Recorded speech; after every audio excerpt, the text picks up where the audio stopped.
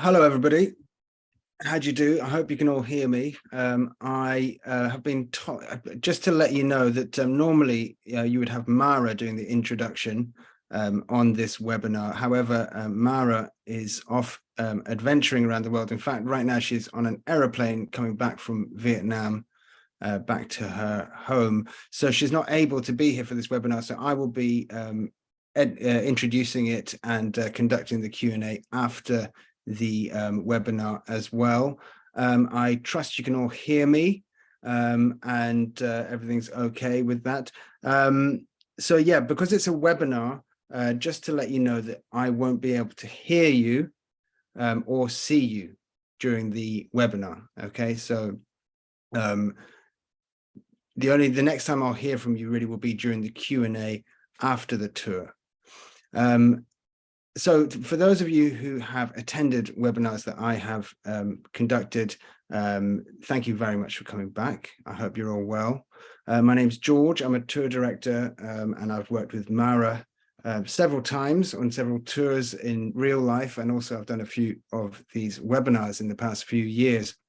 So it's wonderful to be back and to be asked to be back.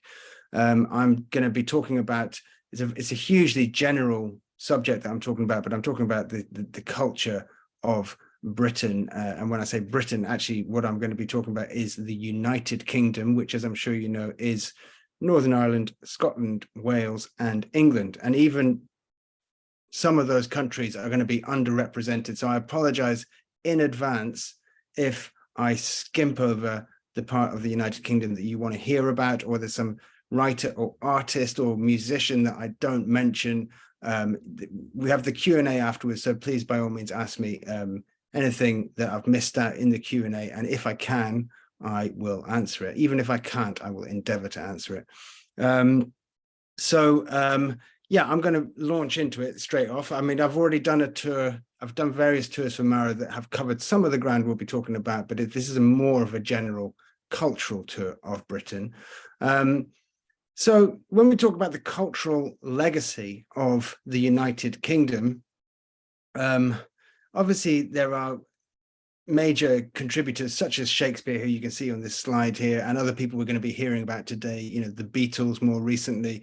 But I kind of think that in some ways the global understanding of Britain's legacy in the modern world is as much to do with its sort of industrialism and its colonialism as well, slightly more dubious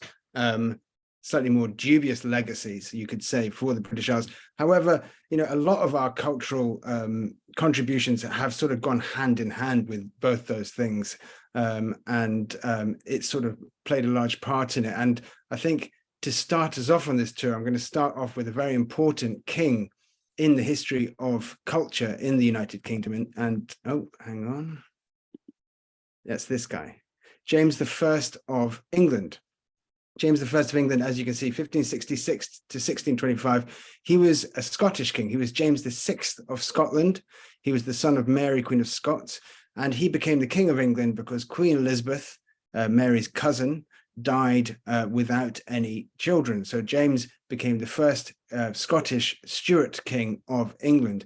Now, James is a very interesting king. He has a slightly dubious legacy in some ways, but in other ways, a great legacy. He was a great sort of philosopher king. He was known for being quite wise.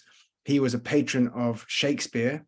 Shakespeare wrote plays under Elizabeth and then James. So Shakespeare was actually writing for the court during the transition from Elizabeth to James. So Shakespeare wrote the play Macbeth to try and curry favor with James, who was his new boss, basically. He knew that James would like a play about Scottish kings. He knew that James was obsessed with witches and witchcraft. He wrote a famous book all about witches and witchcraft. He loved witch hunting and things. That's part of his dubious legacy that I was talking about before. But there are other contributions that James made, for example, the establishing of Jamestown in the United States, and also being behind the publishing of the book, which is actually the most influential book in terms of English language culture in the history of the English language, and that's the King James Bible. And probably no other book has informed the English language as much as the King James Bible. It's hugely important. If you have to think about that, this was at a time in history when the printing press was 100 odd years old. The King James Bible was published in 1611, incidentally, commissioned by the king, based largely on translations by a famous English Protestant called William Tyndale, who had been burned 50 years earlier for his translation. Hugely important book for the English language at a time when the printing press was fairly new. Suddenly, books were distributed among the people. It's a very similar time in history to the one that we're living through now with the internet. Suddenly, printed material became available to everybody. Lots of people in power and learned people thought it was a terrible idea giving this much access of information to people all around the country. But the King James Bible was the one book that hundreds of people had and read, millions of people read regularly for hundreds of years. And it was completely imprinted into people's minds, the cadence of the language and things, and various expressions such as the skin of one's teeth, for example, or to put words in one's mouth or something. So there's various expressions that we know of from the King James Bible, and this is hugely important for the English language.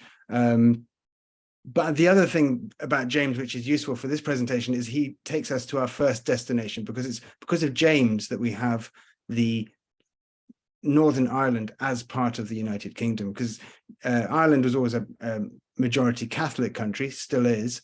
So James decided to send some Protestant Scottish landowners, friends of his, over to the most fertile part of Ireland up in the northeast, and he basically gave the land to them. It wasn't theirs, but he was given to them by the king, and he was hoping that it would spread Protestantism through Ireland. And through hundreds of years, we're left with the situation now, which as a result of Ireland gaining its independence in 1922, Northern Ireland remained part of the United Kingdom because it had a significant Protestant population there.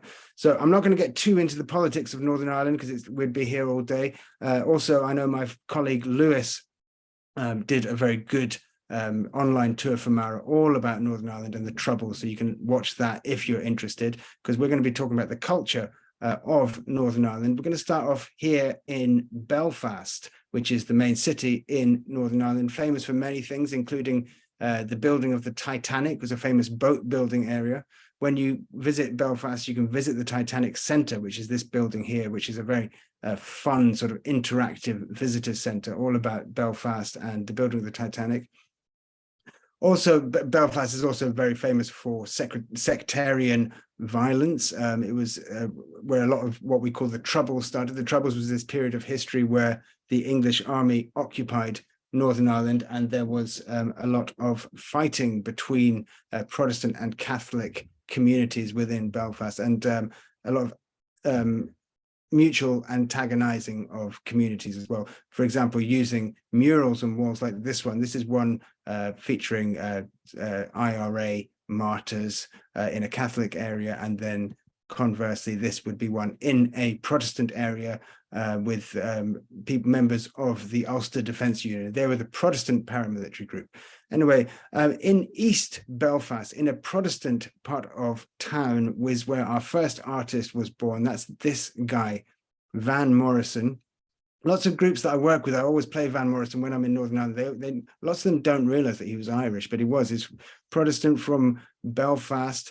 And very much from Belfast as well. And the reason why I like to talk about Van Morrison is because I think he's a great example of the culture in the British Isles, whereby culture arrives from another country, is brought into the United Kingdom, it is mixed with other cultures and turns into something else. So there's a great tradition of Irish music emigrating to the United States, for example. And, you could draw a very clear line between Irish traditional music and country music, for example. Country music mingles with blues music, rhythm and blues music. We get modern day rock and roll, what sort of 1950s rock and roll. And then it comes back to Ireland, to the UK, and people like Van Morrison and the Beatles, who we'll hear about later on, they're hugely influenced by African-American rhythm and blues music, gospel, and then Van Morrison mixes it with his more Celtic influences, and he makes something new out of it. So Van Morrison, born 1945 in East Belfast. His father was a huge record collector, big fan of R&B music, jazz music, blues music, and Van was a very, very prodigious talent growing up. He formed a group when he was very young called Them. They had a huge international hit called Gloria. I'm sure you all know it, Gloria. And then he went solo shortly after that, releasing Brown Eyed Girl was his big hit initially. And then he went on to do more interesting experimental albums, such as the one that this photograph is the cover of, Astral Weeks, which is kind of like a stream of consciousness album. But all his work has references to Belfast in it. For example, in Brown Eyed Girl, he talks about going down the hollow, doesn't he? He talks about going down the hollow, which is, I think, somewhere where he's going to go and roll around with his girlfriend. And the hollow is this area in Belfast. And he talks about, behind the stadium with you. These are all real places in Belfast. And on Astral Weeks, there's a famous song called Cypress Avenue, which is a street in Belfast that people do still visit to this day. So Van Morrison would be my #1 artist representing Northern Ireland on this tour. These days, he's still very prolific. He's a strange character. He did a sort of whole anti-vax album recently, so he's quite unpopular with certain elements of the press. But he's always been a bit of a curmudgeon, but he's a hugely talented artist. I rate him very highly. Second up, C.S. Lewis, author of the Chronicles of Narnia, also from Belfast. He was born into a sort of Protestant middle-class family, had a very difficult childhood, was in the First World War, and after the First World War was, as you might expect, very traumatized, and became a very, very prolific academic. He did 2 degrees at Oxford at the same time, and shortly after became an Oxford Don, which is what we call a professor at Oxford University. And he was an English literature professor. He was very atheistic until he was eventually converted to Christianity through the influence of his best friend, who was no other than J.R.R. Tolkien, author of the Lord of the Rings books, who was himself a very devout Catholic. C.S. Lewis became very Christian, and the influence of Christianity is very evident in his work around the Chronicles of Narnia. Aslan is meant to represent, the sort of Christ energy, if you like, within the books. And in Belfast itself, there's a whole square dedicated to Narnia with statues of Aslan, and C.S. Lewis is very much celebrated within Belfast as well as in parts of England and Oxford, which we will pass by later on the tour. Third up, from the opposite side, from the other side of the tracks, Seamus Heaney is probably the most famous Irish poet since William Butler Yeats, I would say. He's the winner of the 1995 Nobel Prize for Literature, hugely prolific Irish poet. Probably most famous book of poems would be Death of a Naturalist from the 60s, 1966, something like that. But a great poet and also a great teacher in Belfast. He taught in Belfast Queen's University for a long time. There's still a very famous poetry program that people come from all around the world to study at, named after him at the Seamus Heaney Centre. Now, he wrote various very famous books, but one of the things he did at the end of his life was a famous adaptation of Beowulf. Now, Beowulf, his version is quite controversial because he kind of made it his own somewhat. But Beowulf is, when it comes to English literature, almost like ground zero. If you went to Oxford University and studied English literature, in the first year of university, you'd be studying Beowulf. We kind of use it as a foundational English literature text. We think it was written around 7th century to about 1000, like 700 AD to 1000 AD. Is written in a sort of West Saxon dialect, which is very hard to understand for us. But it's a great epic poem all about the hero called Beowulf who goes to slay this beast called Grendel. And it's kind of like a Viking epic in lots of ways, this sort of Saxon epic. And it's a very interesting way of looking at the evolution of the English language as well. You can draw a line from Beowulf through to Geoffrey Chaucer, through to Shakespeare, through to Charles Dickens. And it's a good way of seeing the evolution of the English language, which is kind of German meets French. We have the Anglo-Saxon German, and then we have the French of the Normans coming in after 1066. So Beowulf, a very good one to check out, and the Seamus Heaney version is very good as well. I'd highly recommend it. Also, this film, Belfast, this is a recent film that came out. Now, I must confess that I haven't actually seen this film, but it's made by the English Shakespearean actor and director, Sir Kenneth Branagh. And he's actually from Belfast. He left Belfast when he was a child, moved to England. His parents, I think, wanted to get him out because of the troubles and the violence that was taking place in Belfast. But this is kind of his ode to the town where he was born and where he's from as well. Maybe some of you have seen it. Maybe you can tell me afterwards what you thought of it. Anyway, it's a very important film for Belfast and Northern Ireland as well. However, we can't dilly-dally anymore. We have to jump on the boat, head over to Scotland. It's a very quick journey from Northern Ireland to Scotland. And we're going to get off at this port called Cairnryan, where it's a short drive all the way around the coast to a town called Ayr, spelled A-Y-R. And Ayr is very important for British culture because it is the birthplace of Scotland's national poet, whose name is Robert Burns. Robert Burns is probably the most important cultural figure in Scotland, I would say. So important that we have a national holiday named after him every year on the 25th of January, which is his birthday. It's called Burns Night. And on Burns Night, we traditionally have a ceilidh, which is like a sort of almost like a Scottish barn dance. We do certain dances, we recite some Burns poetry, we eat some haggis, we do some dancing. It's great fun. Can be quite wild. Used to be quite wild. Don't know if it still is. But Robert Burns, he was born in Ayr, and unlike most poets and writers, he was born to relatively humble background. His parents were his dad was a farmer. He grew up working the land, and his poetry is very it's very tied in with the land. I think the central themes to his work is often the wonders of nature, girls. He loved girls, so he writes a lot about fancying girls, as we would say. He writes a lot about injustice, sort of social injustice. That's another of his top themes. So basically, injustice, social injustice, romantic love, and the wonders of nature, which are all, if you ask me, fantastic themes for writing poetry. Some very famous poems by Robert Burns would be "My Love is Like a Red, Red Rose," "Ode to a Mouse," "Ode to a Haggis." "Ode to a Mouse" has the famous line, "the best laid plans of mice and men," from which John Steinbeck took the title of his famous novel. But probably what you know him best for is this one. Oh no, sorry, this is Burns. That's his house. That's the house in Ayr where he was born, Burns Cottage, which you can visit. It's a lovely place to visit.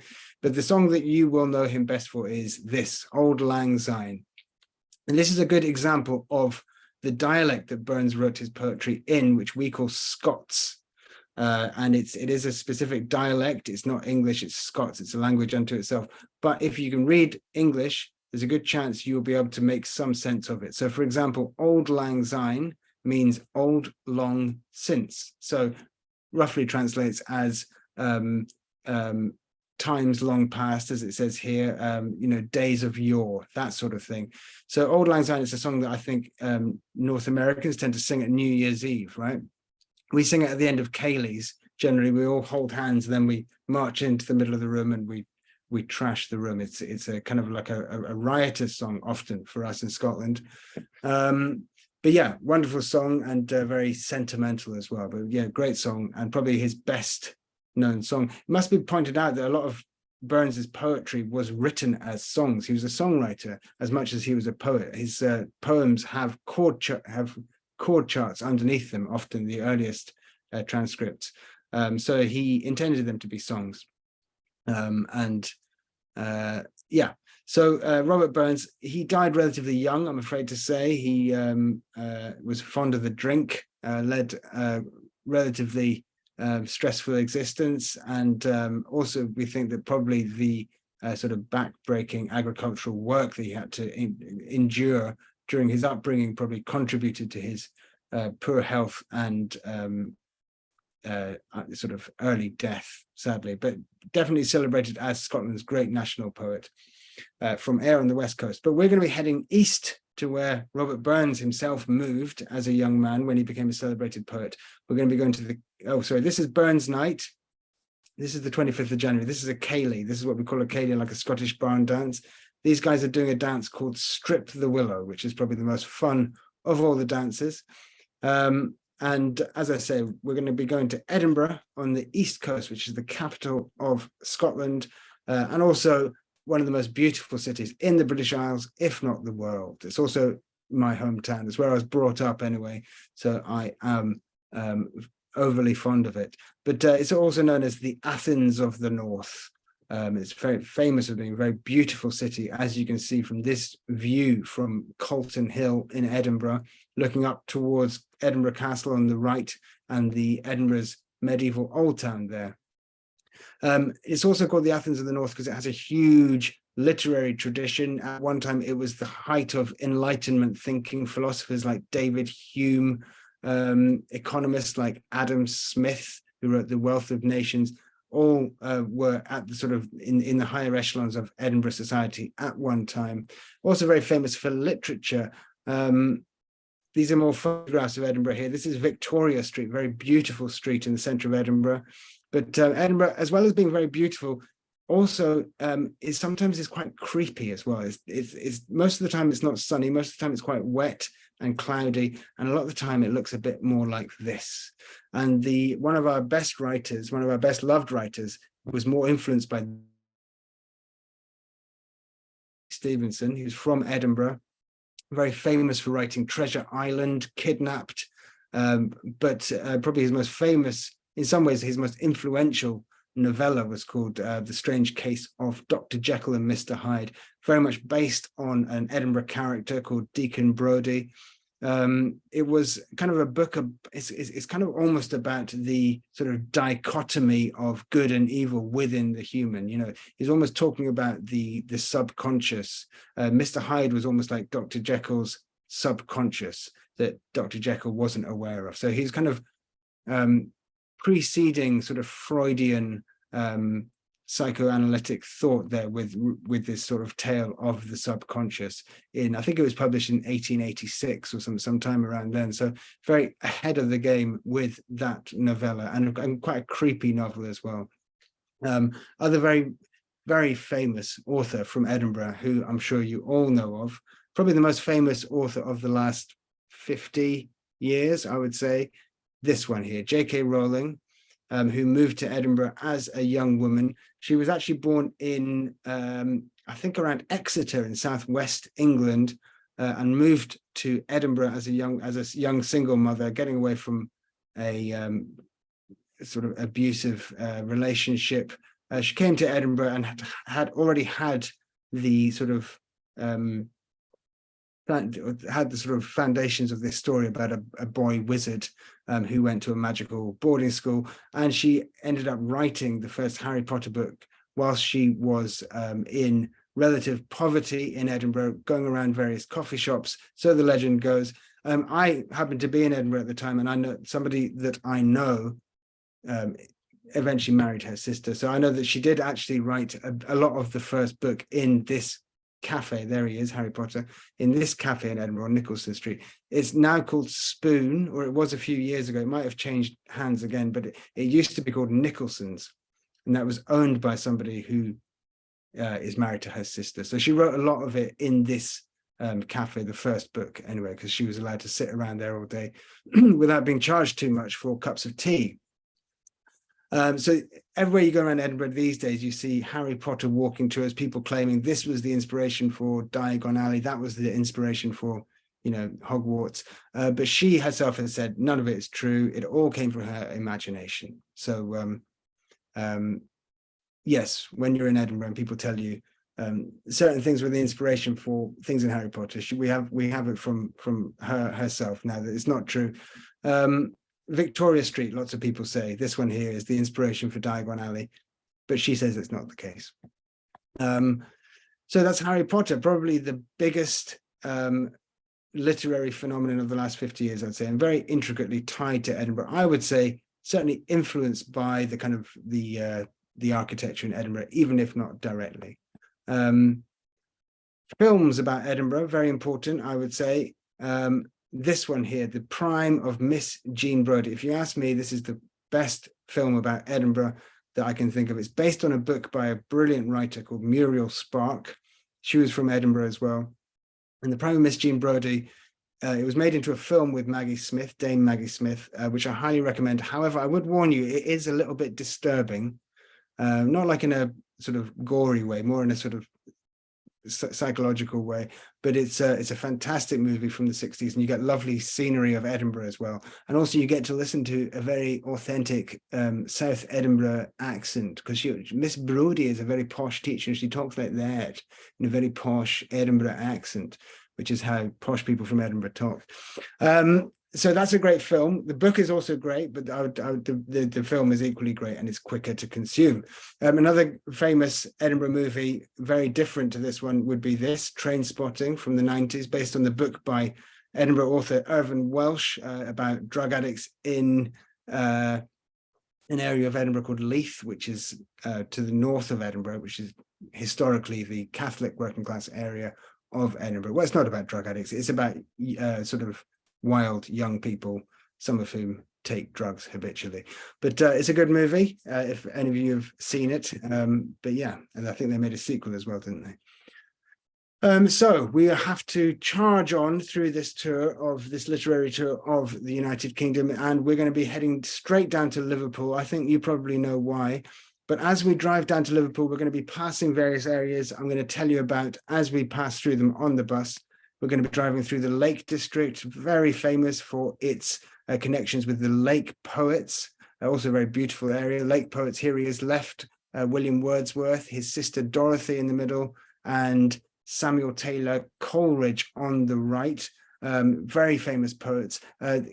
What we think of as romantic poets now in the 1700s. These were kind of like the rock stars of their day, along with people like Lord Byron as well. Hugely prolific. Wordsworth poems like The Daffodils, which everyone has to learn at school in the UK. Coleridge, the Ballad of the Ancient Mariner. I don't know, can anybody recite the Ballad of the Ancient Mariner off by heart? My mother has a friend who can recite it backwards off by heart. If anybody wants to try that. So that's the Lake District. Also Beatrix Potter, also from the Lake District. And we're also going to be going down the wrong end of the island to give any proper stopping time to Yorkshire, but we should really, because Yorkshire is home to these three sisters, the Brontes. They wrote Jane Eyre, Wuthering Heights, incredibly important writers. Wuthering Heights is probably my favorite novel, I would say, certainly favorite English 19th century novel, very gloomy. And they're from Yorkshire, from the town of Haworth across the way. And also very famous artists, probably the most famous English pop artist from Yorkshire. And I'm sure you know this painting. When it was sold, it was the most expensive painting ever to be sold by a living artist. The artist is David Hockney, and it's called Portrait of an Artist, Pool with Two Figures. It was sold for $90 million in 2018. So David Hockney, also from Yorkshire, just getting a passing mention though. I'm sorry, David. Here he is. There he is, David. But we're heading straight to Liverpool. Liverpool, very famous for lots of reasons, mainly because of the Beatles, who we're going to talk about now. But it's important, I think, in terms of the history of Liverpool and the Liverpool music explosion of the 1960s, to remember that Liverpool was a great port town in the UK, still is. And as with all port towns, like medieval Venice, for example, culture, pre-internet and pre-sort of mass media, culture used to arrive in port towns before it arrived inland. So medieval Venice, the fashions, the books, the culture, the new printings would come to Venice first, and it was the same with Liverpool. So a lot of early rock and roll, rhythm and blues records would arrive with American sailors in Liverpool before they got to places like London. So the Beatles were avid record collectors during the 1950s. And it was in 1956 that the Beatles first met. But this is the most iconic building in Liverpool, known as the Liver building. And this is probably the main thing that you see as you arrive in Liverpool. You depart from Liverpool by boat. And Liverpool was used as the point of departure for tens of millions of immigrants to the United States during the 19th and 20th century. So the Liver building was very iconic for that reason. It would have been the last glimpse of Europe that lots of immigrants would have made. And here are the lads in front of the Liver building. This is a statue that people like to visit now in Liverpool of the Beatles. And here they are in the phase that we like to call the Fab Four phase of the Beatles.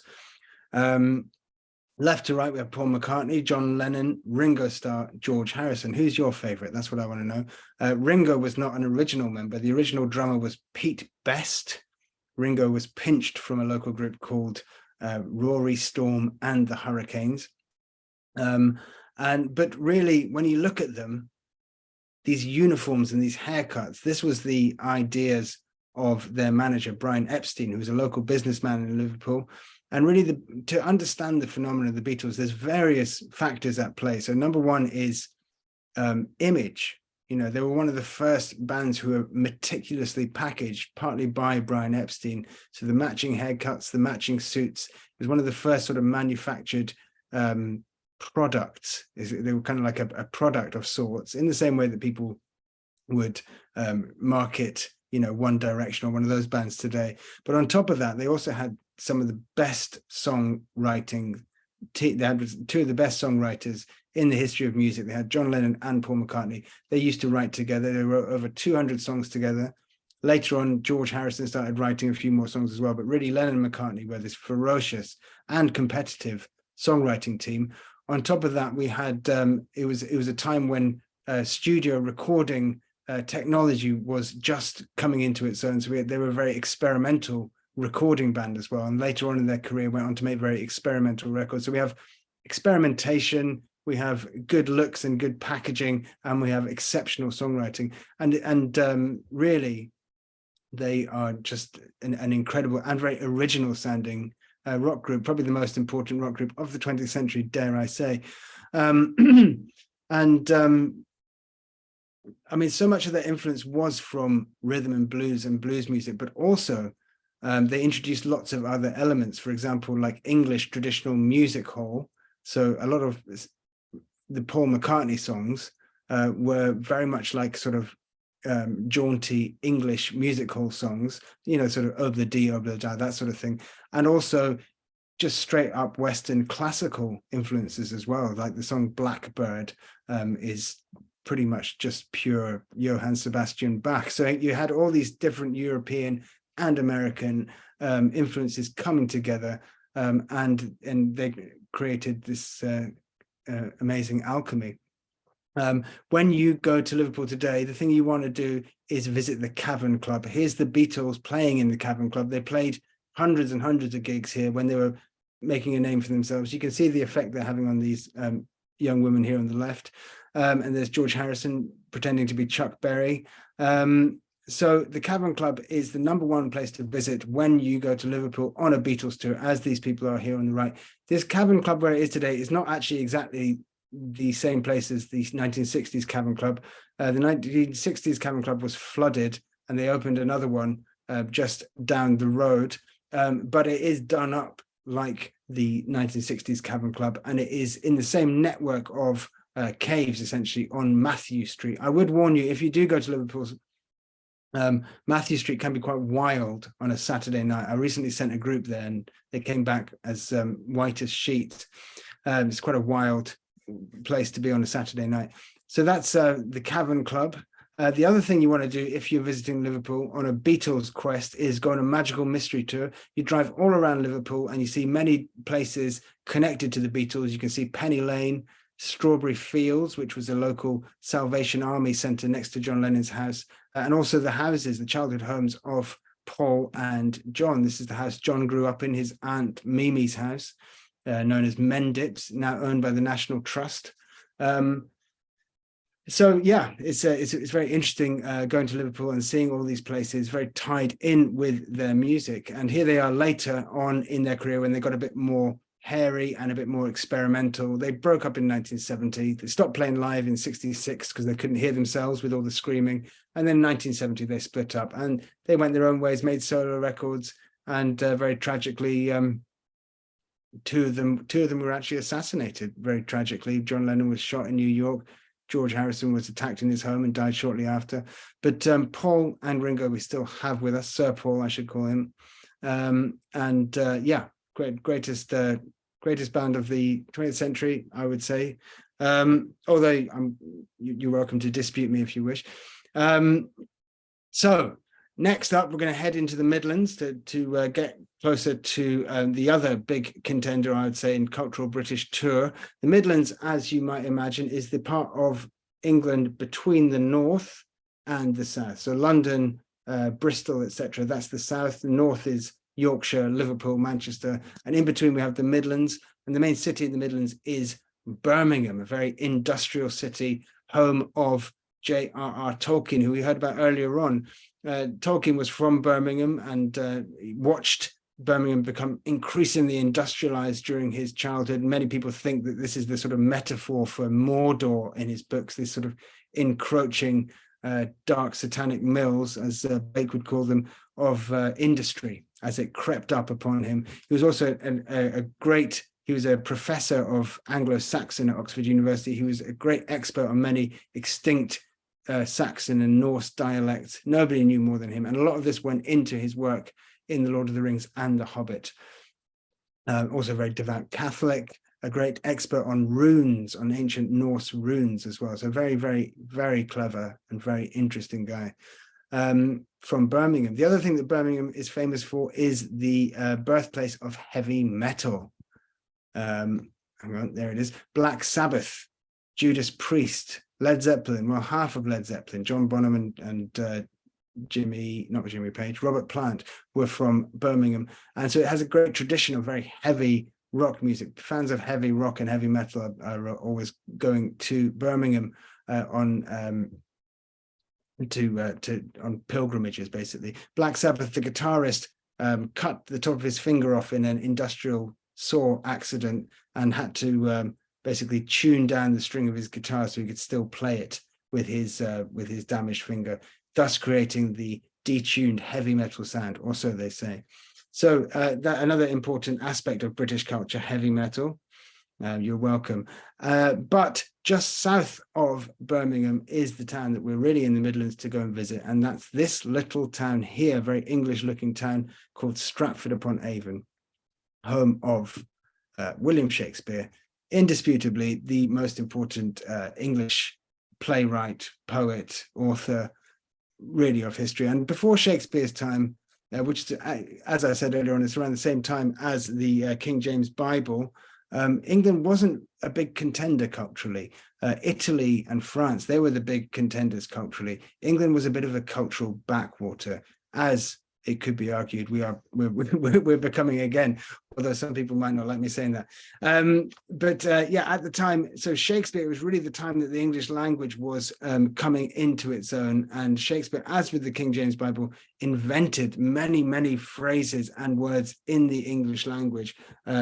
So phrases that we get from Shakespeare's work: all that glitters isn't gold, the be all and end all, to catch a cold, every dog will have his day, a heart of gold, a foregone conclusion, give the devil his due, the green-eyed monster, etc., etc., as well as words that he invented.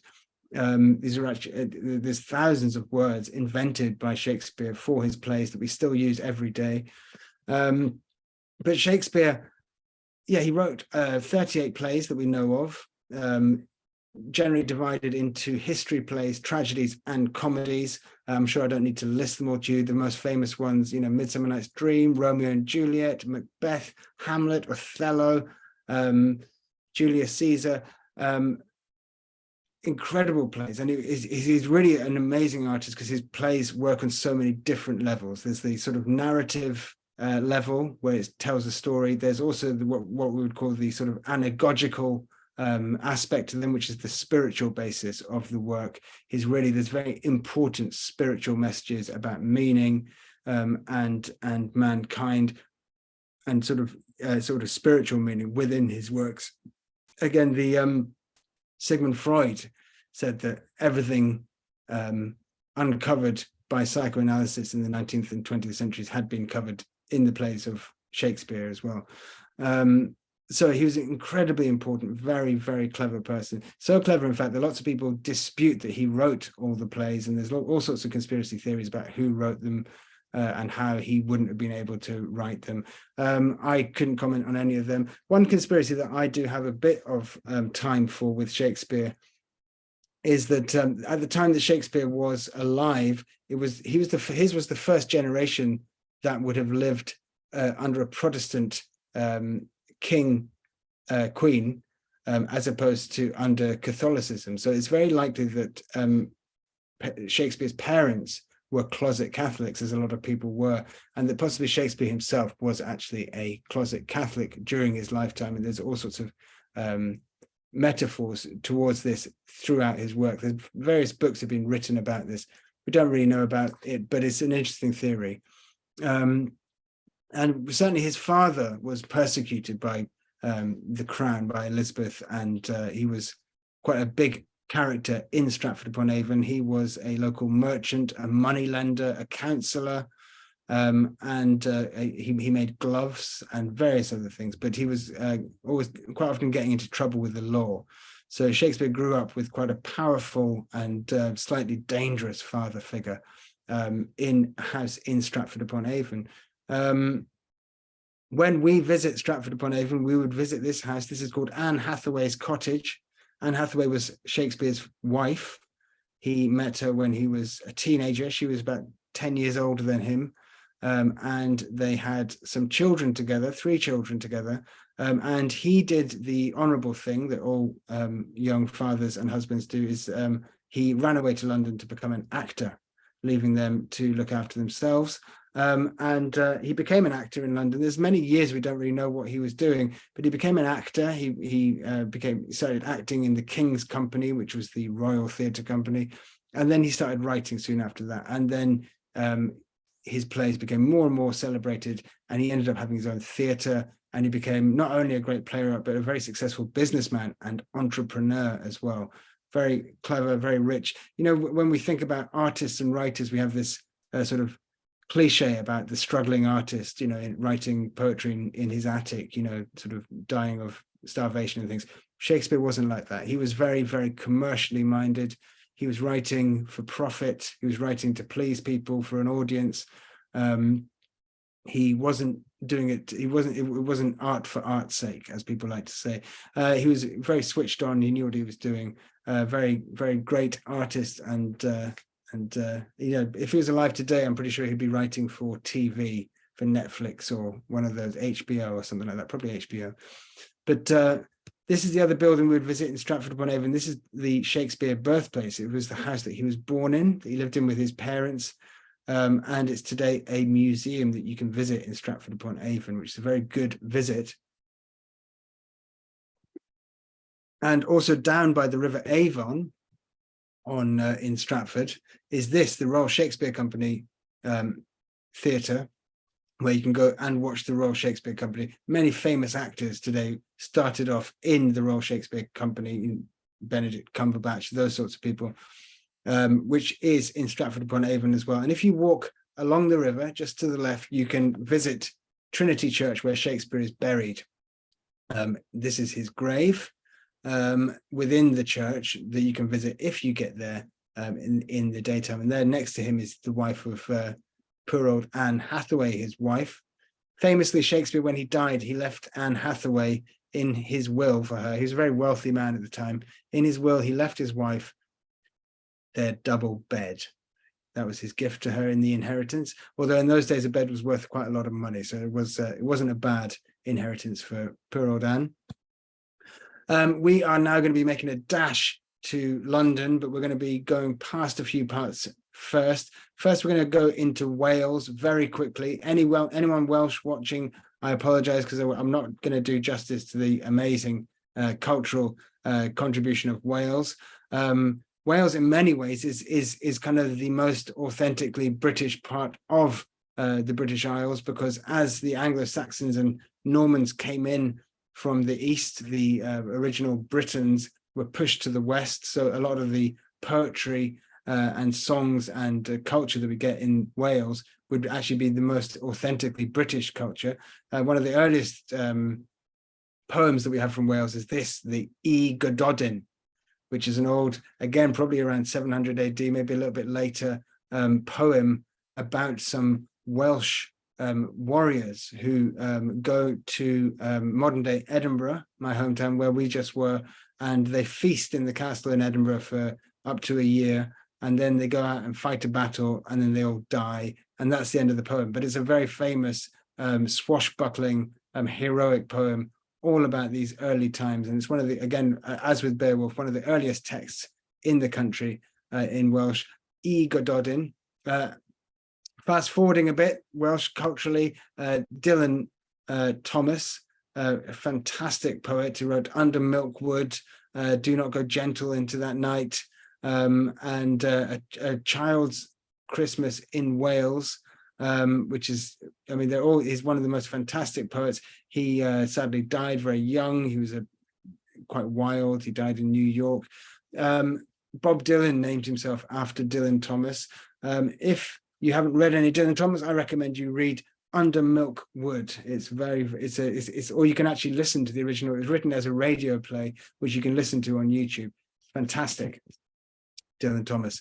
Also, Dame Shirley Bassey, one of the most famous Welsh singers. I don't know how famous she is where you live. Maybe you can let me know in the Q&A. But here she is wearing a Welsh flag, performing. She sang 3 James Bond themed songs, Goldfinger, for example. She's from Cardiff in Wales. Her father was Nigerian, her mother was Welsh, from an area called Tiger Bay in Cardiff, which was an area that was populated by lots of people from all around the world during the Industrial Revolution, when Wales became a hugely important part of Britain and the British Empire, because there's so much coal and coal mining and iron industry in Wales. So yeah, Shirley Bassey, also from Wales, also Tom Jones, Sir Anthony Hopkins, the list goes on. But we're going to have to go back into England, where we're going to, again, head down into the southwest. But just in passing, I'm going to tell you that down in Cornwall, which is this bit which sticks off the bottom, very famous for the author Daphne du Maurier, who wrote things like Jamaica Inn, Rebecca, The Birds, the latter two made into famous movies by Alfred Hitchcock, which you may have seen, and also moving further inland to this area called Devon and Dorset. This is more what we call Hardy country, which is the 19th century novelist Thomas Hardy wrote all about this area. He invented this fictional area called Wessex.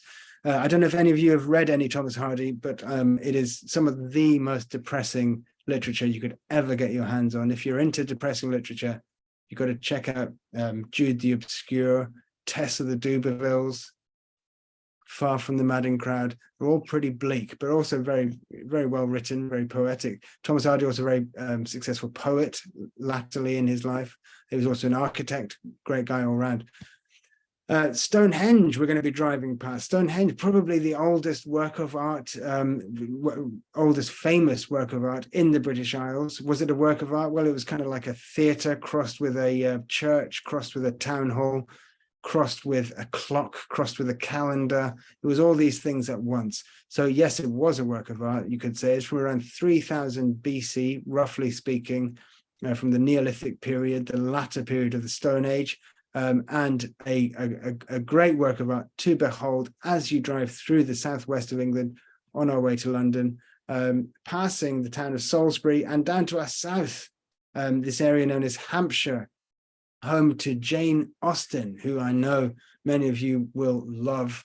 Jane Austen wrote 6 almost perfect novels during her lifetime, including Sense and Sensibility, Pride and Prejudice, Emma, Mansfield Park, and she lived in Hampshire most of her life, except for a brief period when she lived in Bath, which apparently she was very unhappy living in Bath. She loved living in Hampshire. She was the daughter, one of 6 children, I think, of a vicar, and quite quiet during her lifetime. Like lots of the artists we're talking about today, not very successful in her lifetime, but posthumously became very, very successful and much beloved, I know, by many, many people, in lots of great film adaptations of her work. Here you can see Colin Firth famously as Mr. Darcy in Pride and Prejudice movie. I think it was a movie, or was it for TV? I can't remember.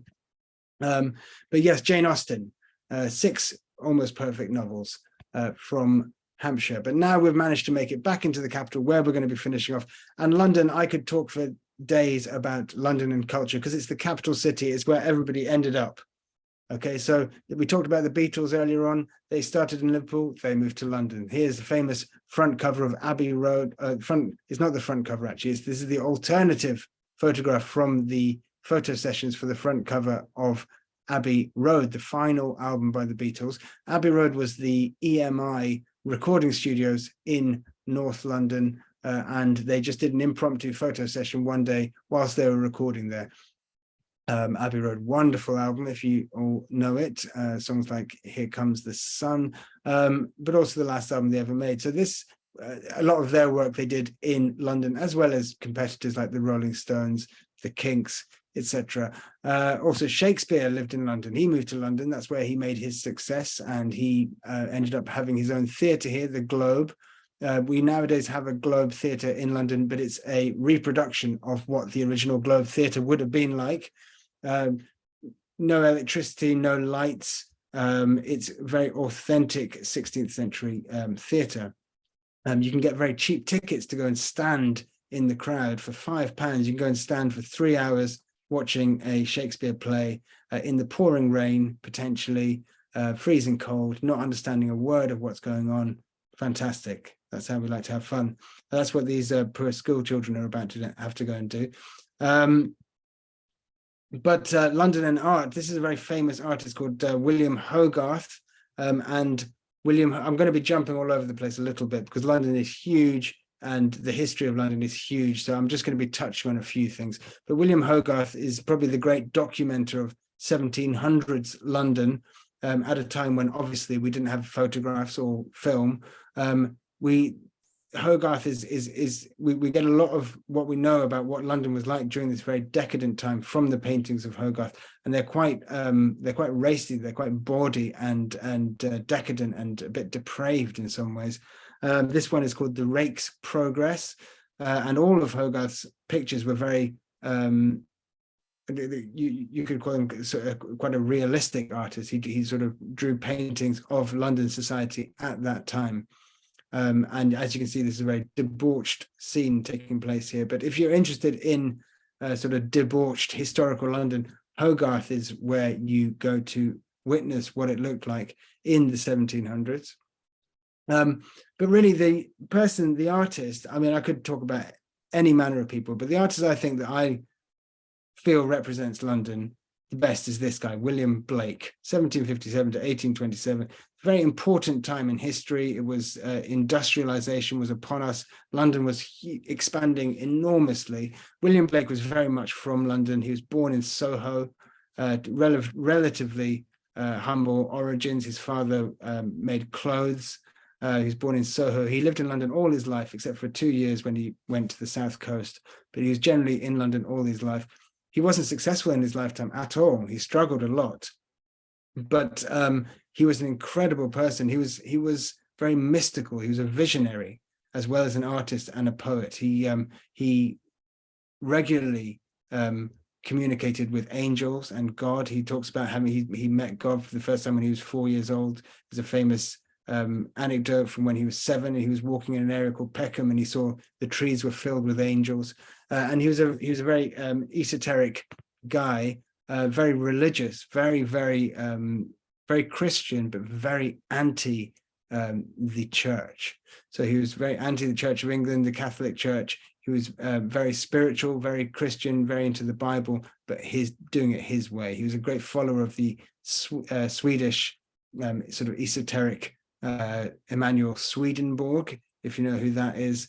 So a very interesting guy with lots of interesting ideas. And he, at the age of 10, he went to study painting and engraving, and he became a kind of like an artist for hire. He worked for other people doing what he called illuminated printing. He invented this technique of relief etching on copper plates so he could reproduce text and image. And really he became, you know, during his lifetime, as I say, he wasn't successful as an artist or as a poet, but about 100 years after his death, his painting started becoming quite well recognized. And his painting was with this technique that he developed, which you can see here. And these are the kind of subjects that he chooses are very mythological. And these were mythological creatures that he had created. He was very interested in the human imagination. He kind of put more faith in the human imagination than in human reason. And the time that he was alive was a great time of human reason and Enlightenment thinking. But he for him, the creative process, the imagination was really the sacred force. So he had all these characters, mythological characters he invented. For example, Urizen, the creator, as you can see in this picture here. And this picture here of God kneeling before his creation.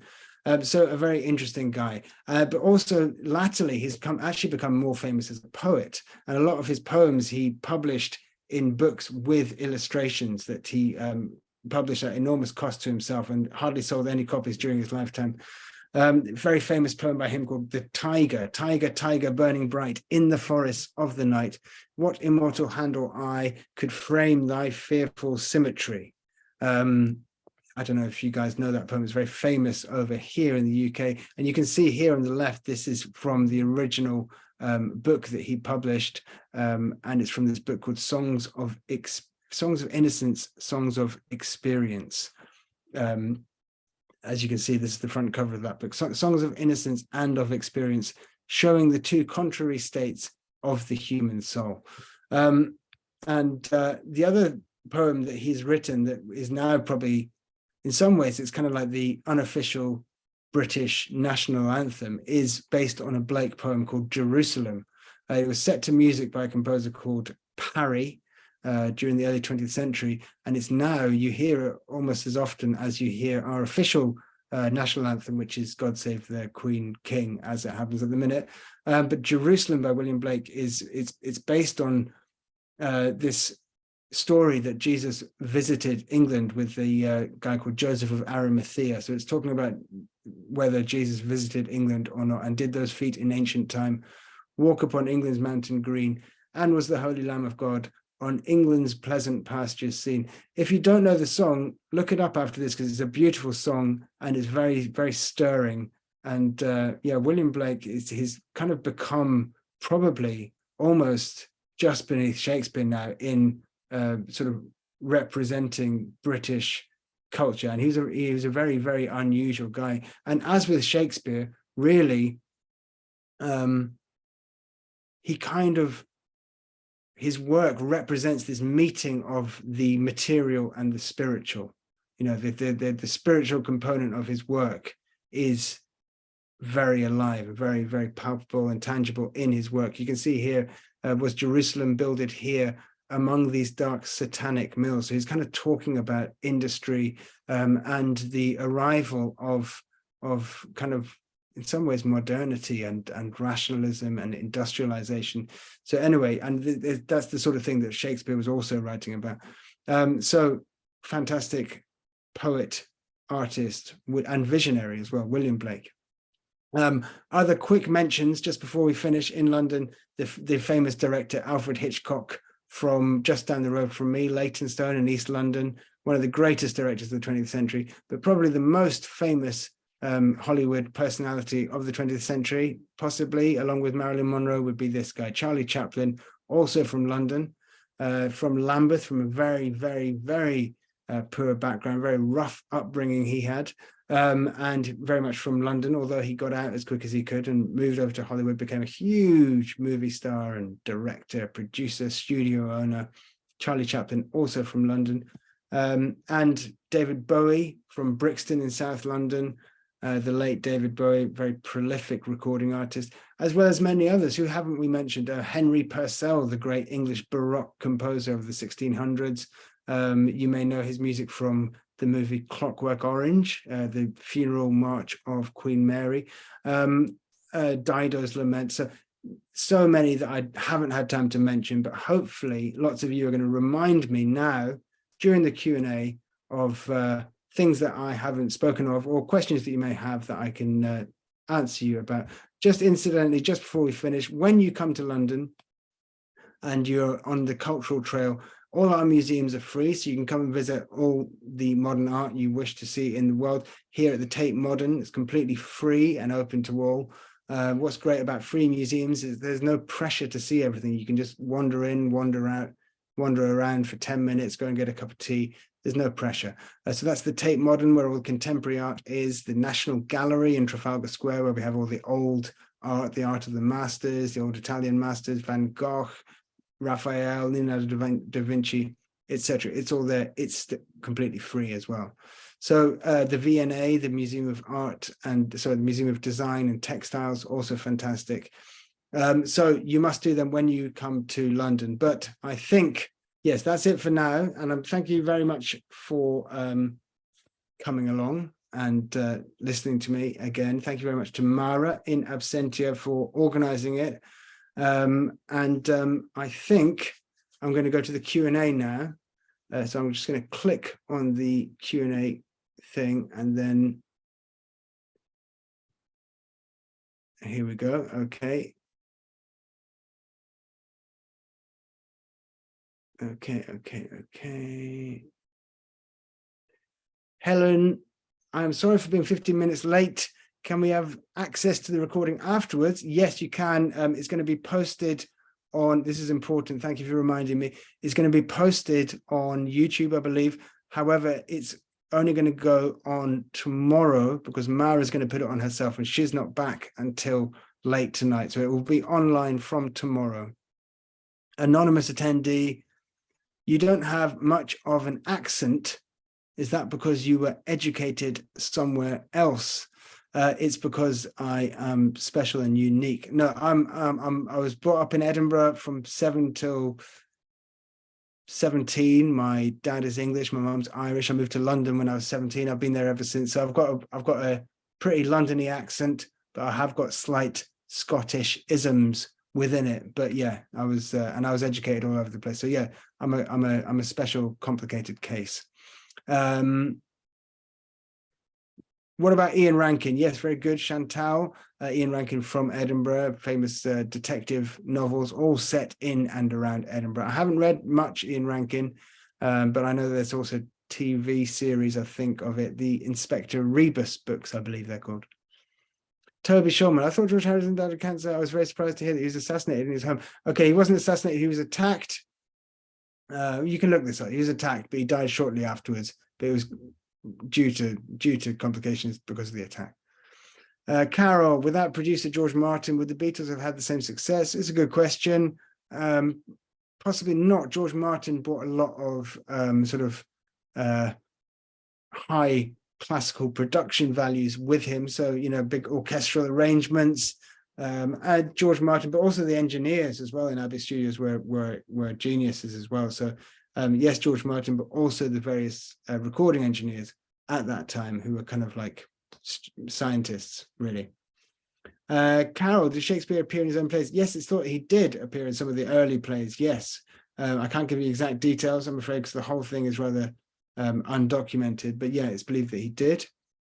Margaret Murray, are there a lot of tall stone arrangements like the one you showed? Do you mean Stonehenge? Yes, we have lots and lots of Neolithic stone circles in the UK, but Stonehenge is probably the most famous one. Camille, thank you. You said, Diane asks me, you said John Lennon's Aunt Mimi's house is part of the National Trust. Is it possible to stay there? I don't think so. Not unless you become friends with his sister, who is still alive, who's quite instrumental in running the John Lennon Trust. So if you become friends with his sister, then maybe you could do it. Anne Kell says, I saw Belfast. It was excellent. Good. I must watch it. Did I mention taking afternoon tea? No, I didn't. Sorry. Who do you admire the most from your hometown? Edinburgh. Who do I admire the most? I'm a big fan of Robert Louis Stevenson. So I'm going to say him. The Royal Observatory was a great place to visit. Do you mean in London or in Edinburgh? Rukia. Brian E. Lawson, in Edinburgh, why wasn't the honours of Scotland shown? Because I didn't have time to show everything. Sorry about that. Okay, this is a very important question from Laurie Beach. Not to seem brash, but will there be a place to tip our wonderful tour guide? Yes, there certainly will. Now, I believe there is going to be a something added into the chat, a link added into the chat where you can, if you wish, make donations for me to support me during this, my fallow period. But yeah, all donations very, very gratefully received. Thank you very much, everybody who donates and who has donated in the past. Very, very, very much obliged. So yeah, a link in the chat box, I believe it will be put there. Laura Dix, when's the best time to visit London? When there are fewer tourists.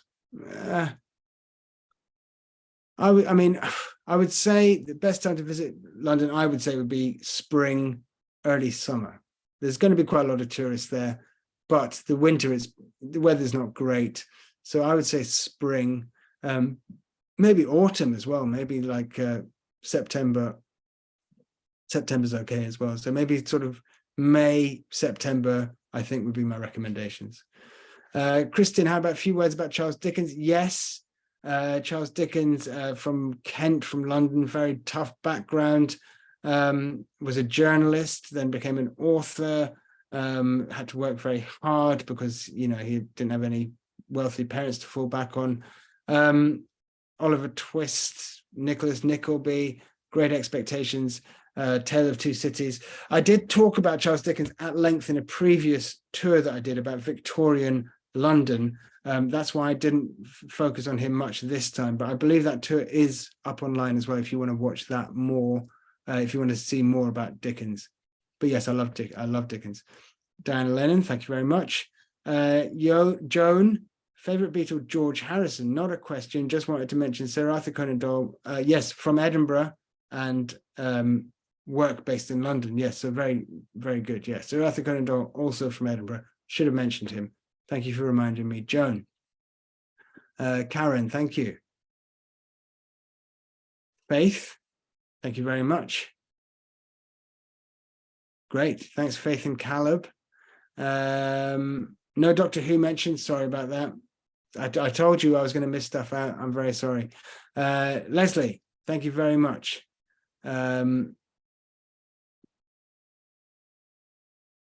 Jeanette Brand, Kate Atkinson is from Edinburgh. Who's Kate Atkinson? Diana Lennon, I didn't know that heavy metal came from Great Britain. Well, yeah, kind of did. I mean, some people would probably dispute it. Some people would probably say a group like Blue Cheer or someone like that in America did it first. But anyway, it's generally agreed that it was from Birmingham, yeah. Jerusalem was recorded by Emerson, Lake and Palmer on brain salad surgery. You're quite right, Gail. Yes, we've got a progressive rock fan there with Gail. Okay, Mary Ridley, very good point. She said, you said Burns wrote poems made into songs, when my understanding is that a lot of his poems were written for old tunes to preserve the tunes. That is probably completely accurate. And thank you very much for pointing that out. Yeah, so it's probably old traditional tunes that he set new words to. Yeah.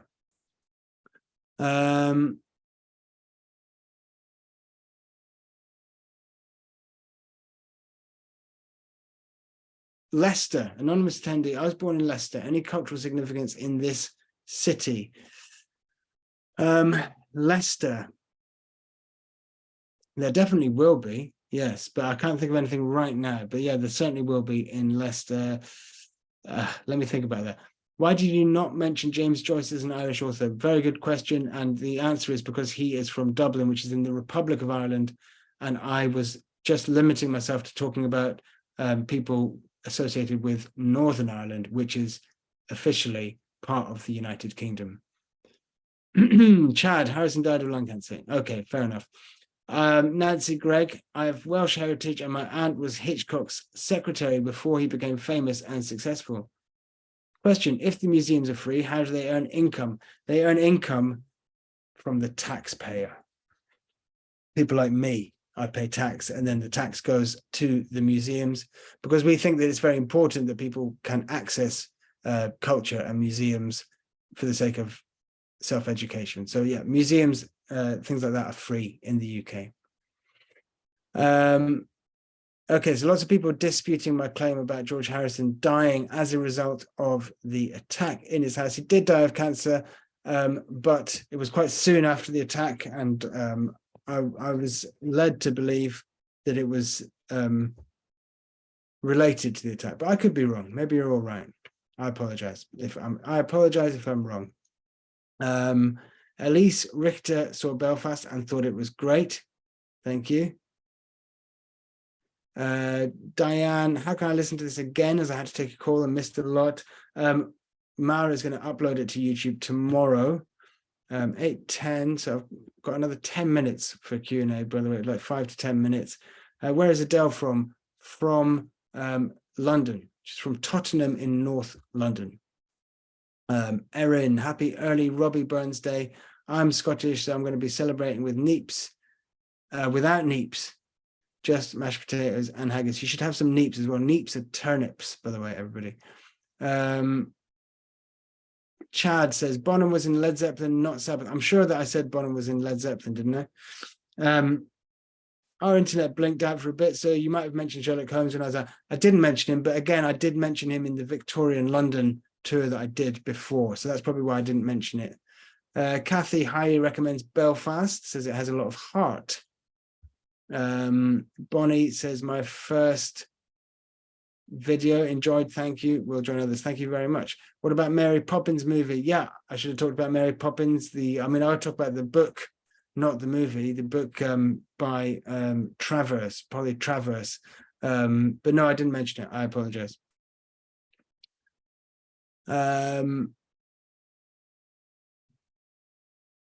Anais, just a quick request for your educational background and all your presentations. You know so much about so many things. Did you go to university or all from the College of Life? Mostly from the College of Life.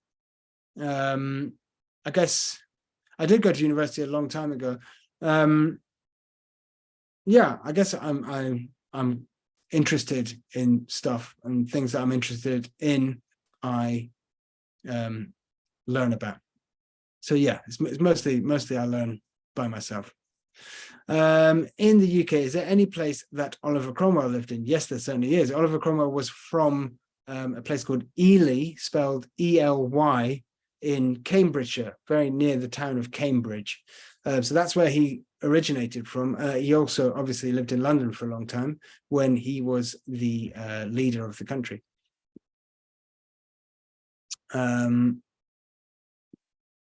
Liz, thank you very much. And where was George Eliot from? George Eliot, she was from somewhere in the Midlands. I think maybe, I can't remember. Was it Leicester? It could have even been Leicester. God, I hope it's Leicester. George Eliot wrote Middlemarch and things like that. Fantastic. Where's she from? No, she's from Nuneaton. So she's from basically the Midlands. Yeah. Brighton the Who, Quadrophenia, absolutely, June. I know, I'm sorry, I just didn't have time for it all. Sean Connery, hint hint, so he's from Edinburgh, he's from my hometown. Yes. Thank you, Carol. Thank you, Ellen. Thank you, Beth. It must be very late in London, says Claire. No, because I am actually in New York right now. I've been in New York for the past 2 weeks doing some work.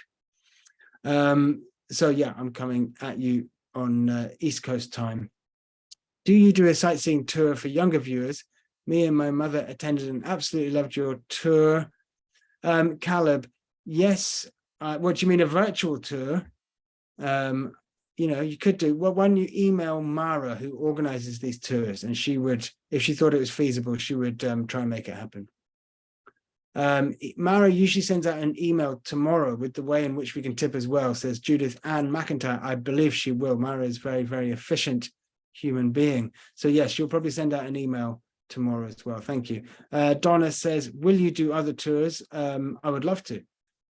I do real life tours as well, but I would love to do online tours. I enjoy them. And he says you can Venmo tips to Mara, noting George's name. Fantastic. I think that's a great idea. George, as always, thank you very much, Jennifer.